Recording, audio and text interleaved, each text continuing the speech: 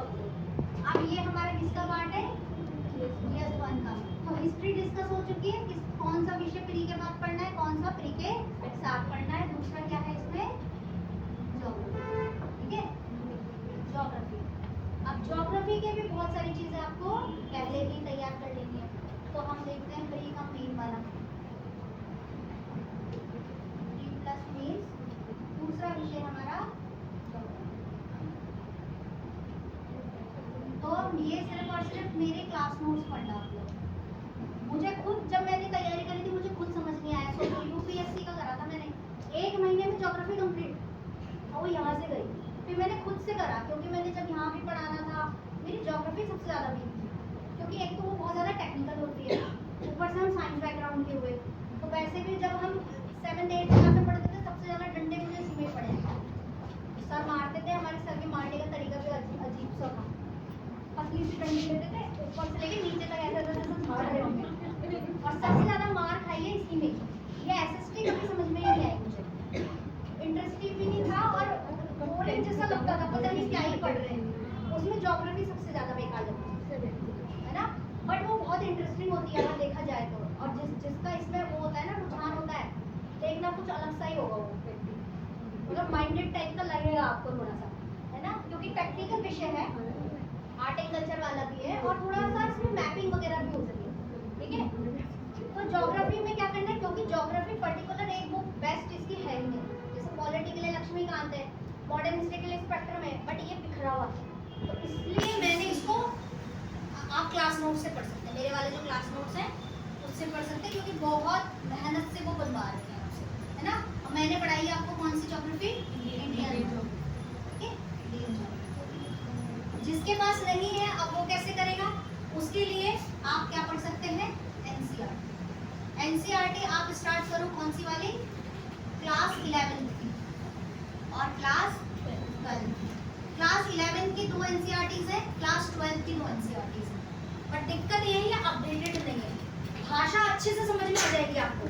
ठीक है, जैसे क्लास 12 की एनसीईआरटी है ना, ये थोड़ा इकोनॉमिक ज्योग्राफी है इसमें। तो आप ज्योग्राफी को इकोनॉमी के साथ कनेक्ट करके कर सकते हैं, मतलब कि जो एग्रीकल्चर, जो हमारे खनिज हैं, जो इंडस्ट्री है, वो सारी चीज़ें आपको यहाँ मिल जाएगी। और यहाँ पे आपको मिलेगा जो हमारी फिजियोग्राफी वगैरह है, जैसे हमारे यहाँ पे रिवर्स हो गई, फिजियोग्राफी हो गई हमारी, पर्वत पहाड़ दर्रे, और जो मिट्टी हो गई, खनिज हो गए, वो सब। और जो ये दूसरा पार्ट है वर्ल्ड ज्योग्राफी, जो कैसे बना है, हिमालय कैसे बना, पूरा मतलब द्वीप वगैरह कैसे बने हैं, और क्या क्या आता है उसमें, जितने भी हमारे वो है क्या बोलते हैं उसको, भू आकृतियाँ हैं जितनी भी, रिवर से कौन कौन सी, हाँ लैंड फॉर्म्स होते हैं, रिवर से कौन कौन से बने हैं, ग्लेशियर से कौन कौन से बने हैं, विंड से क्या क्या बना है।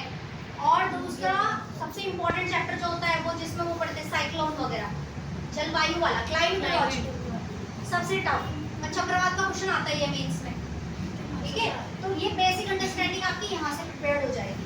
ठीक है, अदरवाइज ये मतलब ये आपकी बेसिक अंडरस्टैंडिंग क्रिएट करने के लिए हो जाएगा एनसीईआरटी। क्लास नोट्स अगर आपके मेरे वाले अवेलेबल होते हैं तो वो देख लेना, वर्ल्ड ज्योग्राफी सर ने पढ़ा रखी है वो हो गया। और प्लस इसमें कोई भी अच्छे इंस्टीट्यूट के अगर आपको मिल जाते हैं नेशनल लेवल का, अदरवाइज आप इसमें क्या कर सकते हैं, मूल्य आईएएस वाला, ठीक है, उड़ान वाला भी पढ़ लेना, प्रहार वाला भी पढ़ लेना, हिंदी इंग्लिश दोनों में एवेलेबल है, बहुत अच्छे से उसमें बताया होगा। और आप मानोगे नहीं, पता नहीं मैंने किस किस के इकट्ठे करे हैं इसमें। मैंने पूरी 6 से लेकर 12 तक की एनसीईआरटी, और जो एक परीक्षा वाणी की भी आती है बुक्स, वर्ल्ड की और इंडिया की, माजी हुसैन तक की बुक ले ली मैंने। ठीक है, और रीजन के क्लास नोट्स, इतना सारा कुछ इकट्ठा कर लिया, लेकिन लास्ट में क्या है, सबसे बेस्ट क्या है, एनसीईआरटी। और उसमें कुछ कमी लगे तो आप क्या कर सकते हो, ये ओनली आईएएस का कंटेंट पढ़ सकते हो, प्लस यूट्यूब में बता देती हूँ इसको आप फॉलो कर सकते हो। कोई विषय आपको समझना है अगर तो यूट्यूब में आप पढ़ना, इसमें है एक मधुकर कोटावे सर, ये जो अनअकैडमी के नहीं है टीचर मधुकर कोटावे, ठीक है, वो पढ़ सकते हो, जो छोटी सी बनाते हैं यहाँ पे ऐसे, है ना। और एक है उसमें सुदर्शन सर है शायद से, वो भी अनअकैडमी के ही है, देख लेना नाम में कुछ गड़बड़ ना हो रही हो। सुदर्शन सर है क्या, शायद सुदर्शन ही है, सुदर्शन ही है ना, शायद ये काम है ना। तो ये दो टीचर बहुत बढ़िया और बिल्कुल अपडेटेड वीडियो पे डाल देते हैं। जैसे इंडियन स्टेट फॉरेस्ट रिपोर्ट आएगी तो पूरा बहुत अच्छे से डिटेलिंग, पूरा मैपिंग बहुत अच्छे से बताते हैं, तो आप उनको फॉलो कर सकते हैं। ठीक है, तो यूट्यूब का आप यूज़ कर सकते हैं क्योंकि थोड़ा सा वैसा विषय है ना जिसको इमेजिन करना पड़ेगा, मैपिंग वगैरह। और मैपिंग तो करनी ही करनी है, तो मैपिंग के लिए आप कोई भी क्या बुक ले सकते हैं, एटलस वगैरह जो भी आती है, स्टूडेंट एटलस वगैरह आती है ना। थोड़ा मैपिंग, क्योंकि हर जगह मैपिंग यूज़ करनी पड़ेगी। यहाँ पे कोई भी क्वेश्चन आएगा तो थोड़ा प्रैक्टिस, रफली प्रैक्टिस करना होगा। इंडिया का बनाना है मैप, तो मैपिंग की प्रैक्टिस करनी पड़ेगी। खनिज दिखाने हैं अगर, मतलब मिनरल्स दिखाने हैं, अगर कहीं पे कोई डैम दिखाना है, इंडस्ट्री दिखानी है, कॉरिडोर्स बनाने हैं, कोई फॉरेस्ट दिखाना है, तो आपको थोड़ा रफली आइडिया होना चाहिए वर्ल्ड का और इसका। और यूट्यूब पे बहुत वीडियो मिल जाएंगे जो आपको इजी मैपिंग करवाना सिखा दें। ठीक है, तो ये वाला भी प्री कम मेन चलेगा। तो प्री कम मेन के लिए आप क्या कर सकते हैं, क्लास नोट देख सकते हैं, जिसको खुद से पढ़ना है तो मैंने ये आपको बता दिया है। ठीक है, प्लस लूसेंट तो रामबाण है इसके लिए, इंडियन भी और वर्ल्ड भी। और वर्ल्ड तो इससे बाहर आपको मिलेगी नहीं, वो सबसे बड़ा सबसे छोटा, ये वाला महासागर किससे सीमा साझा कर रहा है, ये सारी की सारी चीज़ें आपको वहाँ पे बढ़िया लूसेंट में मिल जाएगी। ठीक है, तो प्री के लिए आप क्या कर सकते हैं, ये लूसेंट से आप कर सकते हैं। ठीक है, ये हो गया आपका किसके बारे में, ज्योग्राफी।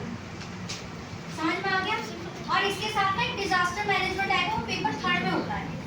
लेकिन डिजास्टर मैनेजमेंट को आप नहीं तो समझोगे तो कहाँ पे क्या दिक्कतें हैं।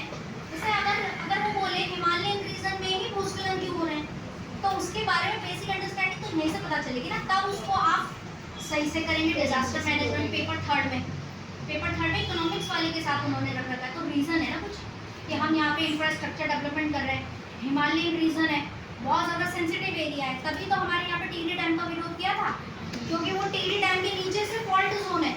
अगर टूटा ना वो टिहरी, आधा दिल्ली गायब है और हमारा तो अस्तित्व ही नहीं होगा फिर कि कभी उत्तराखंड वासी थे, है ना, थे में चले जाएंगे हम, आधा दिल्ली गायब, क्योंकि इतना बड़ा है वो और उसके नीचे से फॉल्ट जोन जाता है।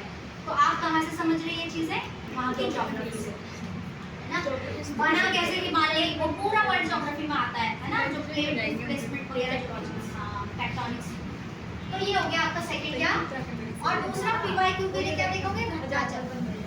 ठीक है, ज्योग्राफी की क्या देखोगे, घटना चक्र। यहाँ से आ जाएगा आपको,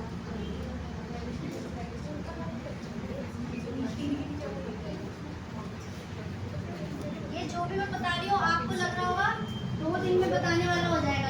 ये सारा कंक्लूजन, ये जो 10-60 ठोकरें खाई हैं उसका कंक्लूजन है जो आपको 2 दिन में मिल रहा है। अब मुझे कौन सी बुक कहाँ से क्या कैसे पढ़ना है कैसे पता चल रहा है, क्योंकि जिससे जो चीज़ नहीं मिली, काम नहीं आया, जो उससे पता चल रहा है।